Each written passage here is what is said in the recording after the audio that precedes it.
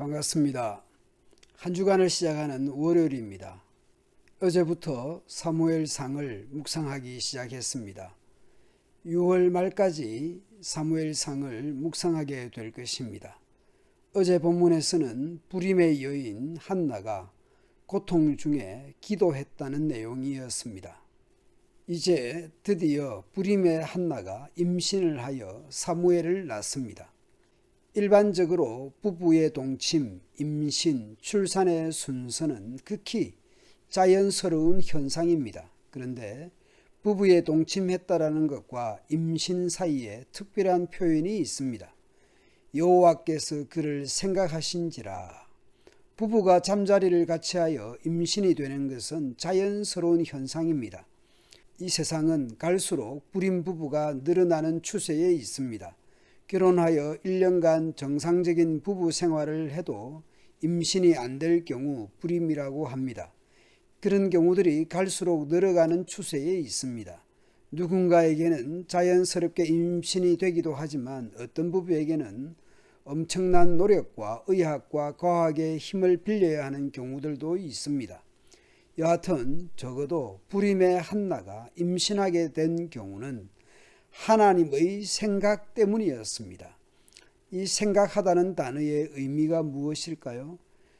애굽에서 고통당하는 이스라엘의 소리를 들으시고 하나님께서 아브라함과 이삭과 야곱에게 세운 그의 언약을 기억하셨습니다. 출애굽기 2장에 기억하사라는 단어는 오늘 사무엘상 본문에 생각하신지라와 같은 단어입니다. 하나님의 기억, 하나님의 생각은 역사를 바꾸어 놓습니다. 하나님의 기억, 하나님의 생각은 개인의 역사도 이스라엘 공동체의 역사도 바꾸어 놓습니다. 우리의 기억은 추억이거나 상처일 때가 많지만 하나님의 기억, 하나님의 생각은 반전과 역전을 가져옵니다. 하나님의 기억, 하나님의 생각으로 불임의 한나가 임신을 하여 아기를 낳았는데 그 이름을 사무엘이라고 합니다. 왜 사무엘이라고 이름합니까? 한나가 임신하여 때가 이름에 아들을 낳아 사무엘이라 이름하였으니 이는 내가 여호와께 그를 구하였다 함이더라.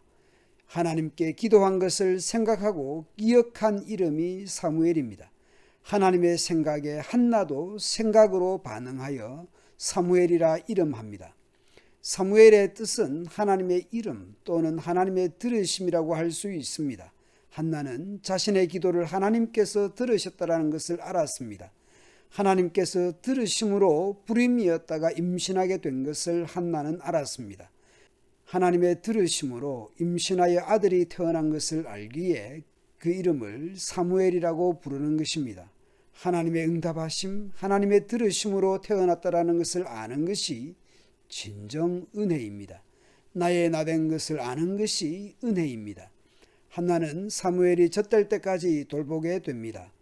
엘가나 집안은 매년제와 서원제를 드리러 정기적으로 실로의 회막으로 간 것 같습니다. 이제 한나는 사무엘이 젖되기까지 양육을 한 후 사무엘을 회막에서 봉사하도록 할 계획이었습니다. 이러한 서원은 한나가 한 것이겠지만 엘가나의 지지를 받은 서원이었습니다. 부부가 일치한 서원이었습니다. 한나는 사무엘이 젖될 만큼 자란 후 실로의 회막으로 데리고 갔습니다. 실로의 회막으로 가면서 준비한 제물들을 보십시오. 수소, 밀가루, 포도주입니다. 이것은 일반적인 제물입니다. 서원제는 화목제죠. 밀가루는 소제, 포도주는 부어드리는 전제입니다. 수소 3마리 중 1마리를 화목제로 드렸을 것 같고 나머지 2마리는 양육비라고 해야 할지 필요한 대로 사용하도록 한 것인지 그랬을 것 같습니다. 한나는 엘리에게 말합니다. 저는 제사장 옆에서 기도하였던 여자입니다. 그때 임신을 위해서 기도하였습니다. 하나님께서 저의 그 기도를 들어주셔서 아이를 주셨습니다. 그래서 이제 이 아이를 여호와께 다시 돌려드립니다. 하나님께서 주셔서 하나님께 돌려드린다라는 것입니다. 받았다라는 것을 알기에 돌려드립니다. 하나님께로 주어진 것이고 하나님께 받은 것이기에 하나님의 것입니다. 그래서 하나님께 돌려드리고 있습니다. 부림의 여인 한나가 아이를 낳아서 그 아기에게만 집중하고 모든 인생을 거기에 올인하는 것이 아니라 그 아이가 어떻게 태어났는지 기억하고 생각하는 한나입니다. 하나님은 기도하는 한나를 생각해주고 한나는 출산한 후에 하나님을 생각합니다. 한나는 하나님께서 자신을 생각해 주어서 다시 하나님을 기억합니다. 하나님이 주신 것을 알기에 기억하기에 다시 돌려드립니다.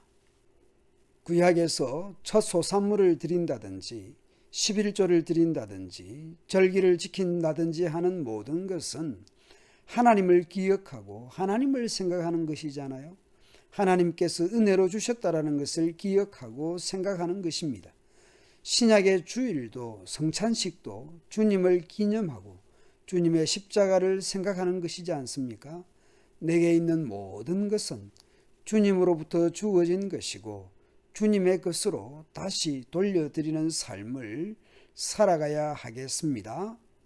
어제 주일 예배 중에 불렀던 찬송을 떠올려 봅니다.